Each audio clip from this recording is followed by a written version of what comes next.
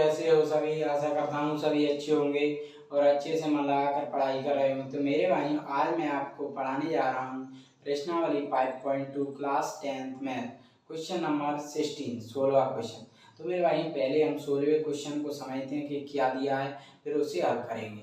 तो मेरा भाई क्वेश्चन कह रहा है वह एपी ज्ञात कीजिए। तो इसमें लिखा है एपी का मतलब होता है इंग्लिश में कहते हैं अर्थमेटिक प्रोग्रेशन, हिंदी में बोलते हैं समांतर श्रेणी।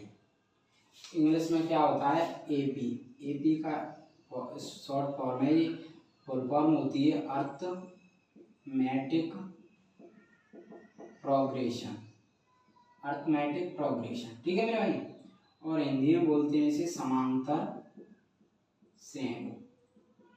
यदि बात आपको क्लियर हो गई होगी। ज्ञात कीजिए मतलब ये समांतर श्रेणी हमें ज्ञात करनी है जिसका तीसरा पद 16 है, मतलब इसका तीसरा पद 16 है और सातवां पद क्या है, सातवां पद पांचवें पद से, जो सातवां पद है वो पांचवें पद से 12 ज्यादा है। ठीक है, ये ज्ञात करना है। तो पहले तो मैं आपको बताता हूँ एपी क्या होती है और कैसे, मतलब क्या होती है और क्यों नहीं होगी और कैसे होती है। ठीक है, क्या करें तो एपी के लिए हम थोड़ा सा वो ले लेते हैं, एक सूची बना ले, सूची ले लेते हैं ऐसे। ठीक है, तो ये सूची लेंगे तो मेरे भाइयों ईपी के लिए क्या करते हैं, ऐसा करते हैं कि ये चार पद हैं, जो भी पद दिए होते हैं, ये चार पद हैं, तो इन पदों में दो दो पदों के बीच का अंतर निकालते हैं। कैसे, ये दो पद ले लिए, ये दो पद ले लिए, ये दो पद ले लिए, और ये पदों को ए से दर्शाते हैं, और पहले पद को A1, दूसरे को A2, तीसरे को A3, A4 ऐसे। ठीक है, चौथे को A4 ऐसे। तो ये क्या करते हैं, दो दो पदों के बीच का अंतर निकालते हैं, और दो दो पद ऐसे निकालते हैं अंतर। कैसे, दूसरे में से हमेशा पहला पद घटाते हैं। जैसे ये दूसरा है तो पहला पद घटा दिया तो 3, ये दूसरा इसमें से पहला घटा दिया 3, ये दूसरा इसमें से पहला घटा दिया 3। ठीक है, तो मैंने क्या कहा था, दो पदों के बीच का अंतर निकालते हैं, वो सेम, अगर सेम अंतर आ रहा है तो समांतर श्रेणी है। तो देखो ये 3 है, ये 3 है, ये 3, अंतर समान आ रहा है तो ये हमारी क्या है, समांतर श्रेणी है। ठीक है, और इसमें एक होता है समांतर श्रेणी का सार्वंतर। सार्वंतर क्या होता है, सार्वंतर होता है जो अंतर आता है ये समानांतर, 3 आ रहा है ना, तो ये सार्वंतर है जिसे डी से दर्शाते हैं। तो डी इक्वल टू क्या आ जाएगा 3। इतनी बात आशा करता हूँ आपको समझ में आई होगी। अब हम ज्ञात करेंगे क्या, समांतर श्रेणी। तो मेरे भाइयों अब आपके लिए जानना जरूरी हुआ, समांतर श्रेणी की सूची ज्ञात करनी है। ठीक है, तो समांतर श्रेणी की सूची के लिए, समांतर श्रेणी की सूची होती किस प्रकार की है ये तो आपको जाना। तो समांतर श्रेणी की सूची होती है, समांतर श्रेणी की सूची ये होती है कुछ इस प्रकार की होती है। समांतर श्रेणी होती है तब A,A+2D। अब ये तो आप जानते हो ए पहला पद होता है, फिर होता है ऐसे जुड़ती चले जाती है, पहला पद प्लस 2 दो का गुणा, दूसरे पद के 2 का, तीसरे के 3 का, चौथे के लिए 4 का, ऐसे। ठीक है, पहला दूसरा सॉरी A+2D नहीं A+2D। मतलब जब हम सूची बनाएं तो इसमें ये होता है कि एक पद घटता चला जाता है। जैसे पहला पद निकालो तो A1 is equal to A आ जाएगा। ठीक है, एक पद घट जाएगा। A1 एक के लिए निकालो तो 1 - 1 इंटू डी ये होता है। ठीक है, यही होगा तो 1 into A1 is equal to A+ ये होता है। ठीक है, तो A है, अब A+B अब निकालोगे तो A1 के लिए निकालोगे सूत्र तो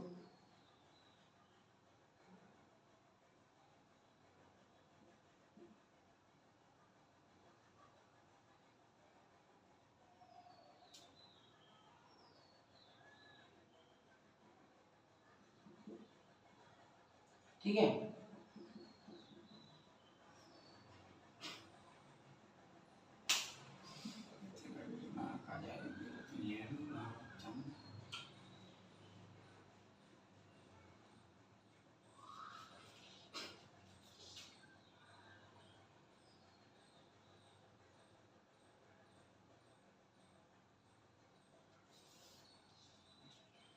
तो मेरे भाइयों ये समांतर श्रेणी की सूची निकालें तो इसके लिए सूची इस प्रकार की होती है कुछ। ठीक है, ए प्लस डी, ए प्लस 2d, ऐसे पहला निकाल रहे हो तो ए, दूसरा निकाल रहे हो तो दूसरा पद तो एक डी मतलब एक कम कर देते हैं, तीसरा निकाल रहे हो तो 2d मतलब एक डी कम कर दी, चौथा निकालोगे a4 निकालोगे तो एक कम करके a प्लस 3d, ऐसे एक कम करते चले जाते हैं। ठीक है, तो इस प्रकार की सूची होती है।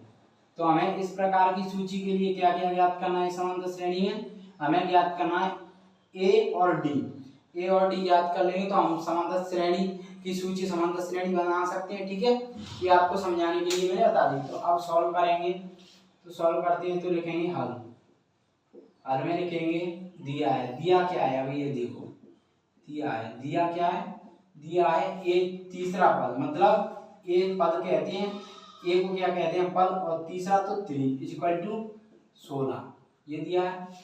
अब तथा फिर क्या दिया, तथा सातवां पद मतलब A7 पांचवें पद, तो पांचवा पद ये हो गया, सातवां पद पांचवें पद से क्या है 7 अधिक है, पांचवें, ये सातवां हो गया, ये पांचवा हो गया, ये कह रहा है जो सातवां पद है वो पांचवें पद से 7 अधिक है, मतलब पांचवें पद है ना वो पांचवें पद से 7 अधिक है, 12 अधिक है, सॉरी पांचवें पद से सातवां पद है ना जो पांचवें पद से क्या है 12 अधिक है। तो सातवां पद तो क्वेश्चन कह रहा है 12 अधिक ही है, पहले से ही अधिक है सातवां पद, तो क्या है इसको हम ऐड कर देंगे तो ये दोनों बराबर हो गए ना, क्योंकि क्वेश्चन क्या कह रहा है हमसे सातवां पद, तो ये सातवां पद हो गया, पांचवें पद तो पांचवें पद से 12 अधिक कह रहा है सातवें पद को, तो अब ये क्वेश्चन कह रहा है तो अब ये बराबर करने के लिए हम क्या करेंगे, पांचवें पद में प्लस 12 ऐड कर देंगे, क्योंकि ये तो पहले से 12 अधिक है सातवां पद, तो क्वेश्चन कह रहा है तो 12 अधिक करेंगे तो दोनों बराबर हो जाएंगे। ठीक है, ये हो गया।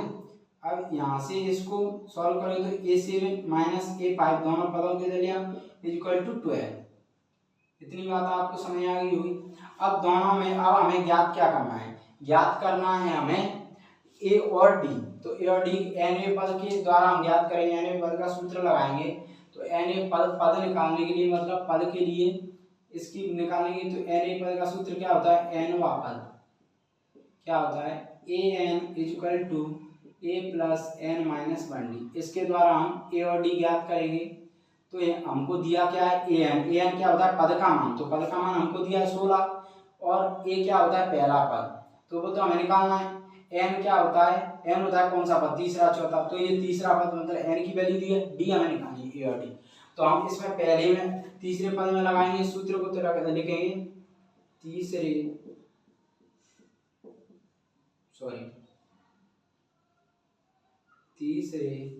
पद में nवें पद का सूत्र। ठीक है, लगाओगे तो क्या होगा an equal to a plus n minus 1d ये होता है। ठीक है, an equal to a plus n minus 1d, यहाँ पे an क्या है लिख लो 16 और n क्या है यहाँ पे 3। ठीक है, n इक्वल टू 3, तो यहाँ पे सूत्र लगाओगे तो an क्या है 16 equal to a plus 3 minus 1 into D, तो यहाँ से सॉल्व करेंगे तो 16 equal to a plus 2d। ठीक है, इतना समय आया a प्लस 2d, या इसको क्या लिख सकते हो आप a plus 2d equal to 16 लिख सकते हो, इसको समीकरण 1 मान लो। ठीक है, क्योंकि इन दोनों समीकरणों से a और d का मान हम निकालेंगे, क्योंकि एक से तो निकालेंगे।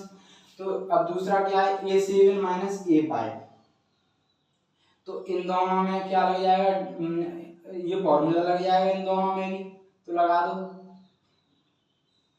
सातवें पद और पांचवें पद में nवें पद का सूत्र। तो जब लगाओगे मेरे भाइयों तो इनमें दोनों में लगाओगे तो A7 तो यहाँ पे लगाओगे तो an इक्वल टू कितना आ जाएगा, an equal to a plus n minus 1d। ठीक है, ये लग गया, ये हमारा ये इसमें लग गया, फिर माइनस का इसमें लगाओगे तो a plus n minus 1d। ये इसमें दोनों में लग गया, ठीक है, एन इक्वल टू, तो यहाँ से सूत्र लग गया तो क्या होगा, यहाँ पे दोनों में सूत्र लग गया इक्वल टू 12, ये इक्वल टू में 12 तो लिख दिया। तो ए से ए की यहाँ पे 5, तो यहाँ पे ठीक है, सातवें पद में ए से सातवां पद, ठीक है, ए पाए। तो ए की वैल्यू क्या है, ए की वैल्यू तो निकालनी है, ए प्लस एन कौन सा पद है, सातवां, तो साइलेंट -1 इंटू डी माइनस का A plus 5 -1 into D equal to 12। इतना आपको समझ में आ गया, इतना आपको समझ आ गया, यहाँ पे लिख भी सकते हो n इक्वल टू 7, सातवें के लिए n इक्वल टू 5 इसके लिए, ठीक है। तो यहाँ से सॉल्व करोगे तो a प्लस 6d, ये ए एन का मान निकालें क्योंकि ए एन का मान नहीं है यहाँ पर, minus A plus 4d equal to 12। तो यहाँ से सॉल्व करोगे तो क्या होगा, A plus 6d minus A minus का 4d इक्वल टू 12। तो यहाँ से सॉल्व करोगे तो ये ए से ए कट जाएगा, 6 में से 4 गया 2d, 6 में से 4 गया 2d इक्वल टू 12। तो यहाँ से क्या होगा, d इक्वल टू 12/2, तो यहाँ से d का मान कितना आ गया 6, d का मान कितना आ गया 6। अब d का मान क्या है, अब d का मान 6 आ गया तो हमें d का मान इधर मिल जाएगा, तो a का मान हमसे निकल आएगा यहाँ पे, तो d का मान 6 आ गया तो हम a का मान निकाल सकते हैं समीकरण 1 से। अब d का मान 6 आ गया, आप समीकरण 1 में, तो समीकरण 1 में d का मान रख दो, a का मान आ जाएगा, तो देखो d का मान समीकरण 1 में रखने पर, ठीक है, रखोगे तो क्या होगा, d का मान समीकरण 1 में रखोगे तो समीकरण 1 क्या दिया, a plus 2d equal to 16। तो यहाँ से निकालोगे a plus 2 into 6 equal to 16, तो a प्लस 12 इक्वल टू 16, तो a equal to 16 minus 12, a का मान कितना आ गया 4, a का मान 4। अब हम क्या ज्ञात करना है, a का मान d का मान आ गया। अब हमें समांतर श्रेणी की सूची किस प्रकार की होती है, AP तो ज्ञात करनी, AP समांतर श्रेणी की सूची मतलब AP तो ज्ञात करनी हमें, तो AP ज्ञात करेंगे तो क्या होती है, A होता है, पहले इसमें सूची बनाई जाती है तो A होता है, तो एक तो लिखेंगे, अब AP क्या होगा, लिख लो इसको A plus D A plus 2D dot dot dot, आगे कितने भी पद ले सकते हो। तो यहाँ से लिखोगे तो क्या होगा, देखो A पहले तो 4 A प्लस डी मतलब 4 प्लस डी का मान कितना है 6, ठीक है, 4 प्लस 2 इंटू 6, तो यहाँ से करोगे तो 4, 10, 4 प्लस 2 छंक 12, 2 छंक 12, ठीक है। अब मेरे हिसाब से इधर क्या है, दिखने में दिक्कत आ सकती है, अगर दिखे ना तो इधर ले लो आगे, ठीक है, इधर आगे ले लो, इधर लिख लो, ठीक है। तो यहाँ से कितना होगा, AP 4, 10, 4 प्लस ये हो जाएगा 12 डॉट डॉट डॉट, सॉरी इधर लो 4, 10, 4 प्लस 12 डॉट डॉट डॉट, ठीक है। ये आगे कितने पद हो सकते हैं, इसका मतलब 4, 10, 16 डॉट डॉट डॉट, इसका कितने में, तो ये आ गई AP आ गई। अब आगे आप कितने भी पद आ सकते हो, आगे आप कितने भी पद आ सकते हैं अब इसके, ठीक है, हमें तो इतनी निकालनी थी। तो सूची अब आगे मतलब सार्वंतर को 6 इसमें जोड़ते जाओ डायरेक्ट, तो वैसे आया, मतलब ये A प्लस 2D, अब तीसरा पद, तीसरे पद तक चौथा निकालोगे तो मैंने क्या बताया था, एक कम कर दो A प्लस 3D, और पांचवा निकालोगे तो A प्लस 4D, मतलब आगे बढ़ा सकते हो आप इतनी। तो हमने ये सूची निकाल ली मेरे भाइयों, आपको समझ में आई होगी आशा करता हूँ। तो मेरे भाई अगर क्वेश्चन समझ में आया तो वीडियो को लाइक करें, शेयर करें और कमेंट करें कि क्वेश्चन समझ में कैसे अच्छा आया कि नहीं आया। अगर कोई दिक्कत आ रही हो क्वेश्चन, कोई कैलकुलेशन या क्वेश्चन के बीच में कोई दिक्कत आ रही हो कि समझने में, तो बताएं कमेंट में, तो मैं उसे सुधारने का प्रयास करूंगा, अच्छे तरीके से समझाऊंगा कहाँ दिक्कत आ रही है। और ठीक है, और चैनल को सब्सक्राइब करना न भूलें। धन्यवाद, थैंक यू।